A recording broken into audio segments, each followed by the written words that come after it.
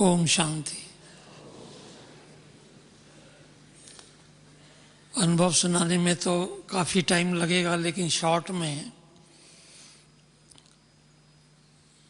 मैं ज्ञान में जून 1966 में आया था। 1966 46 इयर्स हो गए।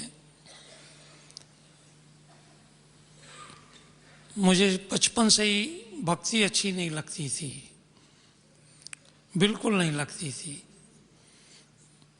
और हमारे घर में बहुत भक्ति होती थी। तभी कितनी एज थी? मेरी एज 19 साल थी। 19 साल की थी। तो भक्ति नहीं अच्छी लगती थी। तो और घर में भी लौकिक या कोई मेरे को अच्छा नहीं लगता था। मुझे लगता नहीं था कोई, जैसे हमारे फादर कभी कहते थे कि ये गोपाल मेरा लड़का था, तो मुझे बहुत बुरा लगता था। मैंने कहा ये क्यों इंट्रोड्यूस करते हैं मुझे। फिर ऐसे बहुत बातें होती रही, तो मैं घर से दूर जाकर बेंगलोर में जाकर पढ़ा, जिससे कि लौकिक से दूर चले जाएं। लेकिन लौकिक फादर ने वहाँ भी नहीं छोड़ा। वहाँ करुणा भाई को लिखा कि इसको मम्मा से मिलाओ। तो करुणा भाई, मैं फ्रेंच हॉस्टल में था वहाँ पर, तो कुर्ता पजामा पहन के आया, तो मुझे बहुत बुरा लगा कि ये कौन आ गया कुर्ता पजामा पहन के। तो मैंने कहा कौन है मम्मा, क्योंकि भक्ति भी नहीं की थी। ज्ञान, हमारे फादर फिर ब्रह्मा कुमारी ईश्वरी विद्यालय में आ गए थे। तो मैंने करुणा भाई को कहा अच्छा मैं आ जाऊंगा, लेकिन मुझे जाना नहीं था। मैंने कहा इनका कोई गुरु होगा, कुछ होगा क्या। लेकिन वो 2 दिन बाद फिर आ गया हॉस्टल में। तो मैंने कहा ये तो मेरा पीछा नहीं छोड़ेगा। तो मुझे एक पिक्चर देखनी थी। मम्मा बहुत दूर कहीं रहती थी, कोई जगह पर। बेंगलोर में मैं 6 साल रहा। तो मैंने कहा 3 बजे पिक्चर देख लेंगे, 2:30 बजे चले जाएंगे, ऐसे सोचा। तो मैं 2:30 बजे गया बेंगलोर में, जो एड्रेस उसने दिया था। तो वो बहन ने कहा कि मम्मा की तबीयत ठीक नहीं है, तो 2:30 बजे आप लेट आए, तो मम्मा रेस्ट में है। तो मैंने कहा मम्मा को डिस्टर्ब नहीं करो, खाली करुणा भाई को ये कह देना कि मैं मम्मा से मिल लिया हूँ, वो मेरे पीछे ना पड़े। उसने टोली खिलाई, तो मैं टोली खा रहा था। टोली बड़ी टेस्टी लगी, मुझे अभी तक याद है।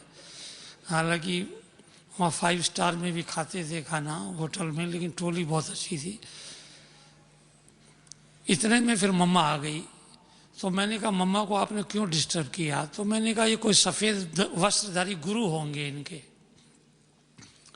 तो मम्मा ने ऐसे ही 2 शब्द कहे कि ये पढ़ाई भी पढ़नी है और ये पढ़ाई भी पढ़नी है लोग।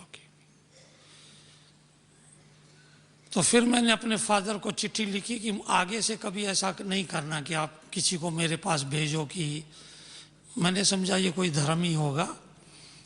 फिर मैं इंजीनियरिंग पास करके 19 साल का वापस जयपुर आया। तो जयपुर में हमारे फादर ने घर में ही गीता पाठशाला खोली हुई थी। वो बैंक में रीजनल मैनेजर थे। तो मेरा तो कहना नहीं चाहिए, एकदम पारा चढ़ गया। मैंने कहा तो घर में ही मंदिर आ गया, मैं तो मंदिर से दूर रहना चाहता हूँ, और ये घर में ही मंदिर आ गया। तो बोला, मैंने कहा मैं इस घर में नहीं रहूँगा। तो बोला अंदर तो घुसो। मैंने कहा मुझे अंदर नहीं घुसना है, ये आपने घर में ही मंदिर ला दिया है। तो बोला नहीं, तुम्हारा कमरा अलग है। तो हमारे कमरे में झाड़ त्रिमूर्ति के चित्र लगा रखे थे। तो सबसे पहले तो मैंने झाड़ त्रिमूर्ति के वो चित्र फाड़कर खिड़की से बाहर फेंक दिए और घर से बाहर चला गया। जाके होटल में खाना खाया।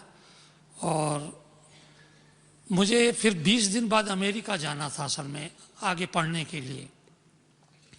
मैं काफ़ी चीज़ें शॉर्ट में कर रहा हूँ क्योंकि टाइम। तो वैसे तो आजकल अमेरिका जाना कोई बड़ी बात नहीं है, लेकिन 66 में बड़ी बात थी। लेकिन हमारे एक चाचा था, वो अंकल, उसका वो वहाँ प्रोफेसर था।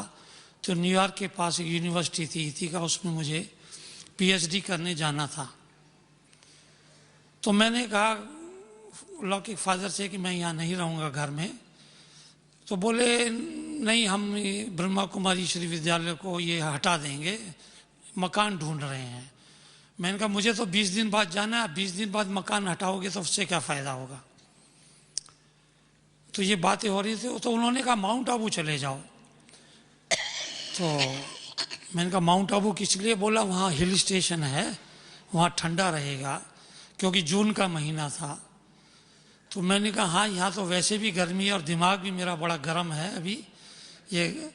तो मुझे उस समय शायद बाबा ने मेरे दिमाग में लॉक लगा दिया शायद, कि मैं आश्रम में जा रहा हूँ तो ये ब्रह्मा कुमारी में तो वहाँ तो तकलीफ होगी, वो मैंने सोचा नहीं।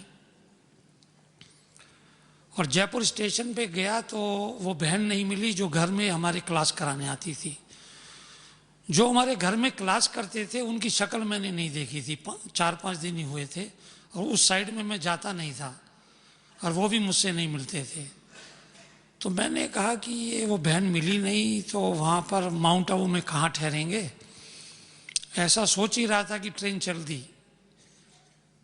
दी तो मैंने कहा होटल में ठहर जाएंगे, घर से तो अच्छा ही है। तो मैं रनिंग ट्रेन में जंप करके चढ़ा तो मेरे सामने आप जानते होंगे मंगूराम वगैरह बैठे थे, वो हमारे घर में क्लास करते थे, लेकिन मैं उनको नहीं जानता था, वो मेरे को नहीं जानते थे। बहुत सामान लाए हुए थे, जैसे ले जाते हैं बाल्टियाँ, उस समय ले जाते थे 66 में। तो मैंने कहा ये क्या, सारा ट्रेन में इन्होंने सामान भर दिया था, मैं डिस्टर्ब सा तो था ही।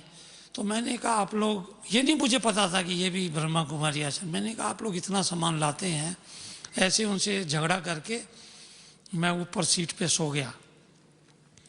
तो नीचे वो कहते हैं कि गोपाल गुप्ता जी का लड़के को मधुबन आना था, ये आया कि नहीं आया, बहन जी पूछ रही हैं। उस समय लेडीज़ कंपार्टमेंट होते थे, तो मैं लेडीज़ कंपार्टमेंट में, वो बहन थी जो क्लास कराने आती थी, लेकिन मैंने मिला नहीं।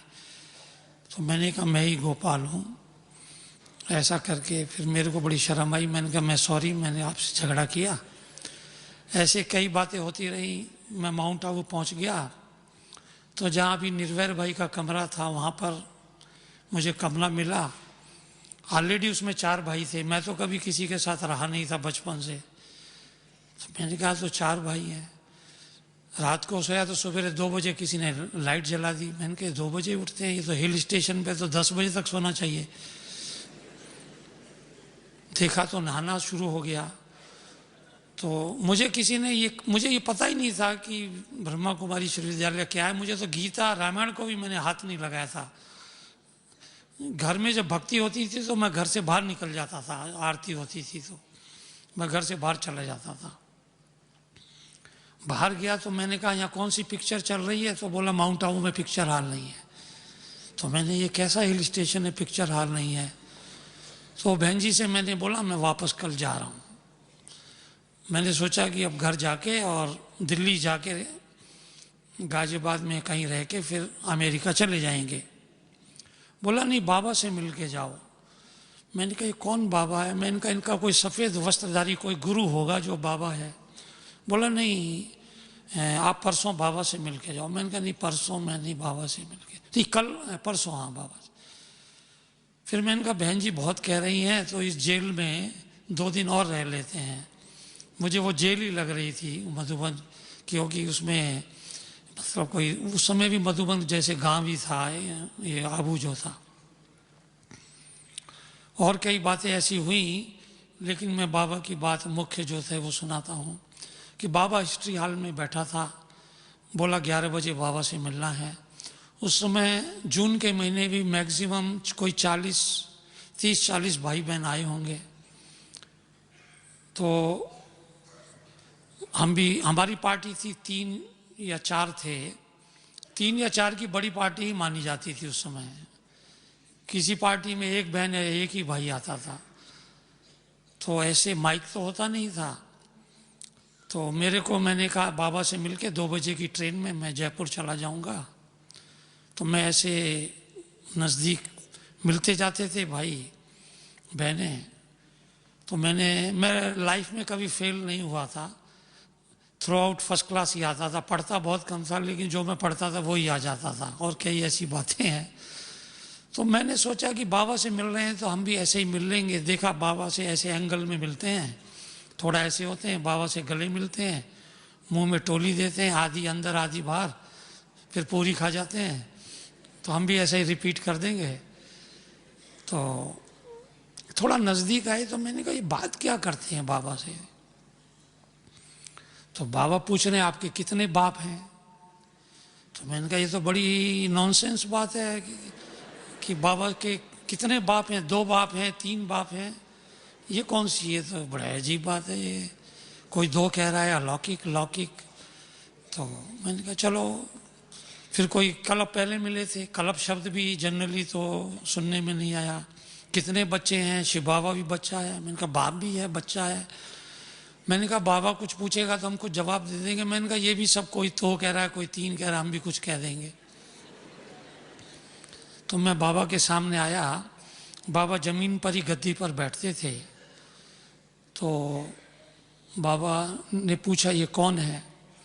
बहन जी ने बोला कि ये गोपाल है, गुप्ता जी का लड़का है, घर में गीता पाठशाला है। थोड़े ही सेंटर थे, बाबा शाह जानता था उन्हें। तो बाबा ने कहा ये कितने समय से ज्ञान में है। तो बहन जी ऐसे ही चुप हो गई। तो बोला हाँ, घर में गीता पाठशाला है। तो बाबा ने कहा कोर्स किया है। तो बहन जी ऐसे कि मैंने कहा ये तो टाइम वेस्ट कर रहे हैं, मेरी तो ट्रेन छूट जाएगी। तो मैंने कहा बाबा मैंने ज्ञान नहीं लिया है, मैं यहाँ घूमने के लिए आया हूँ। तो बाबा ने कहा बाबा गोद नहीं लेगा, हैंडशेक करेगा। तो मैं समझ गया डिस्क्वालीफाई हो गया। तो लेकिन मेरे को कहा, मैंने सोचा माइक तो है नहीं, लेकिन 30-40 भाई बहन क्या समझेंगे, ये तो बेइज्जती हो गई। और मैंने कहा मैं तो बाबा से मिलना नहीं चाहता था, ज़बरदस्ती मुझे बाबा से मिलाया, अभी इंसल्ट हो रही है। तो ये सभी सेकंड की बातें हैं, सुनाने में टाइम लगता है। लेकिन मैंने देखा बाबा तो बड़ा सॉफ्ट सा आदमी है, अगर साइड में होके गले ज़बरदस्ती मिल लो तो ना तो नहीं करेगा। और फिर मैंने कहा बहन जी ने ये कहा कि घर में तो ज्ञान चल ही रहा है। तो मैंने कहा कि बाबा से ऐसे ही कहा, मैंने कहा बाबा ज्ञान तो समझा ही है। मैंने कहा बाबा डिटेल में ज़्यादा बात तो किसी से नहीं कर रहा है, ये 2 बाप 3 बाप कहेगा, मैं भी कुछ कह दूंगा। ये सभी सेकंड में संकल्प बहुत फास्ट चला। लेकिन मैंने कहा कि ऐसा गोद में जाने का भी मेरा इंटरेस्ट नहीं कुछ ऐसे लगा उस समय। तो मैंने कहा बाबा ज्ञान तो थोड़ा समझा है।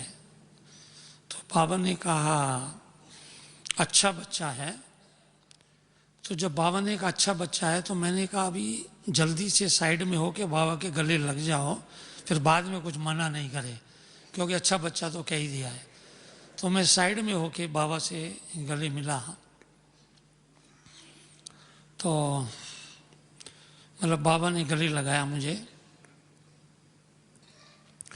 तो क्या हुआ कि बस बाबा से गले मिलके मैं जो उठा, तो जैसे मुझे तो साक्षात्कार में नहीं गया ना अभी तक गया, लेकिन मुझे होश नहीं। जैसे मुझे तो पता नहीं अशरीरी अवस्था क्या होती है उस समय, अभी पता है। और अतीन्द्रिय सुख तो मुझे ऐसे लगा जैसे मैं तो जैसे डूब गया हुआ इंसान और किसी सागर में या तालाब में डूब जाए तो उसे ऊपर की दुनिया पता ही नहीं। और मुझे लगे कि ये कौन है, इसके बिना तो मैं रह नहीं सकता हूँ, मैं अमेरिका नहीं जाना है, मधुबन में ही रहना है। और मैं लाइफ में जो फाइनल कर लेता था, मैं लाइफ में जो फाइनल कर देता था, वो जो संकल्प आता था, कभी उस समय तक भी वो होता ही था और मैं किसी की सुनता नहीं था। 1000 आदमी भी कहें, मैं अपनी बात ही करता था और सक्सेसफुल रहती थी वो लाइफ में। तो मैंने निश्चय कर लिया मैं अमेरिका नहीं जाऊंगा और अभी मधुबन से जाने का सवाल ही नहीं। तो मैं चला गया। तो मैंने समझा अभी यहीं रहना है तो ये समझना पड़ेगा।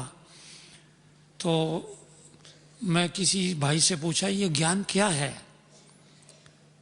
तो उसने बोला कि देखो ये वो प्रदर्शनी में ले गया कि ये आत्मा है, शरीर का ड्राइवर है। मैंने कहा ठीक है। बोला ये परमात्मा सर्वव्यापी नहीं है, मनुष्य पशु योनि में नहीं जाता। मैंने कहा मनुष्य पशु योनि में नहीं जाता, इसमें हमको क्या परेशानी है, आत्मा परमात्मा का तो ज्ञान ही नहीं था। ठीक है। बोला बाबा है इसमें, शिव बाबा आता है। बाबा तो मेरे लिए ऐसे थे कि उस समय ब्रह्मा बाबा तो भूल ही नहीं रहा था। मैंने कहा इसमें शिव बाबा और डाल देते हैं तो और कोई दिक्कत ही नहीं है। तो बोला यही ज्ञान है, पिक्चर नहीं देखनी है, पिक्चर बहुत देखते थे। मैंने कहा नहीं देखेंगे, यहाँ तो पिक्चर हाल ही नहीं है, तो पिक्चर कैसे देखेंगे। तो मैंने कहा ये ठीक है। फिर मैं बाबा को देखता रहूं, बाबा के पीछे पीछे गया, तो पीछे से जाते थे पहले वो उधर पीछे गैलरी से। तो बाबा ने कहा आओ बच्चे, और बाबा से ऐसे मिला, चला गया। लेकिन मेरा मन ही ना लगे, सारा टाइम बाबा के पास जाने को मन करे।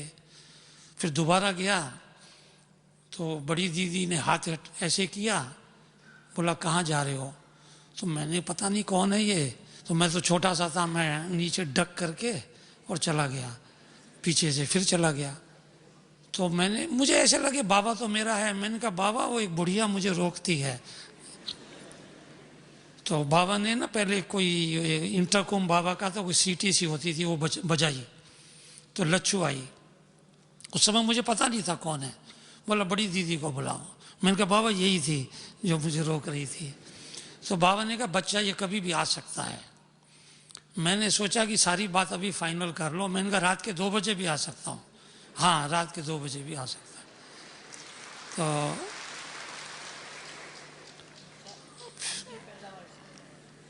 तो देखा है, आप सामान बनाओ ना, जैसे तुमने बाबा को खींच लिया।